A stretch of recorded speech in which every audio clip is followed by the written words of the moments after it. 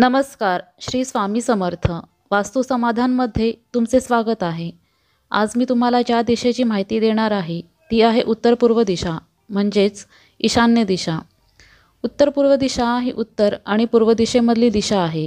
म्हणजेच जर कंपासवर उत्तर दिशेला 0 अंश ठेवले तर पूर्व असणार आहे 90 अंशावर आणि उत्तर पूर्व 45 अंशावर असणार आहे. या दोघांच्या मधील उत्तर पूर्व ही उपदिशा आहे. दिशांची माहिती घेण्याआधी काही गोष्टींची माहिती घेणे गरजेचे आहे. प्रत्येक दिशेचा एक शासक असतो. त्याचप्रमाणे प्रत्येक दिशेला एक ग्रह असतो.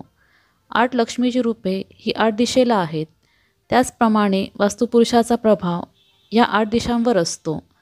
उत्तर पूर्व किंवा ईशान्य दिशेचा शासक आहे ते महादेव म्हणजे शंकरदेव.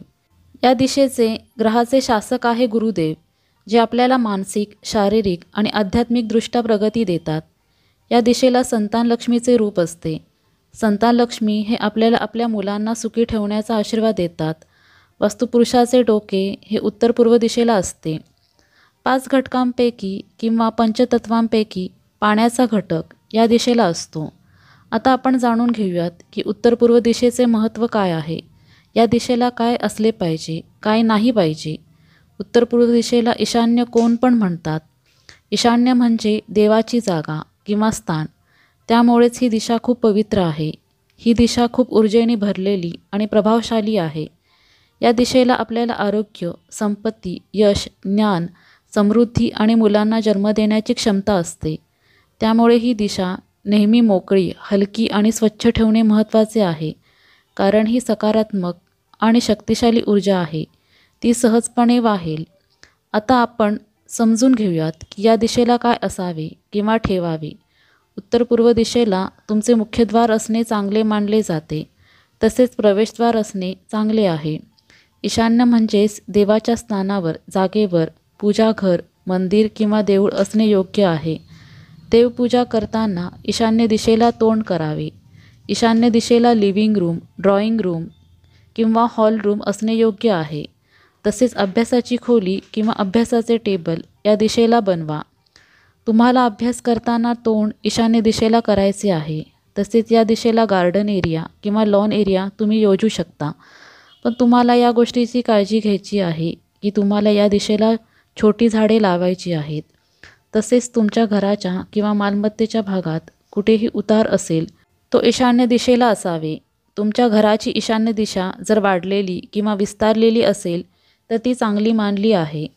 जमिनीलगत असलेली टाकी ही उत्तर पूर्व किंवा उत्तर पूर्व दिशेला असणे चांगले आहे. उत्तर पूर्व अक्षावर कोणत्याही प्रकारचा पाण्याचा स्रोत नसावा.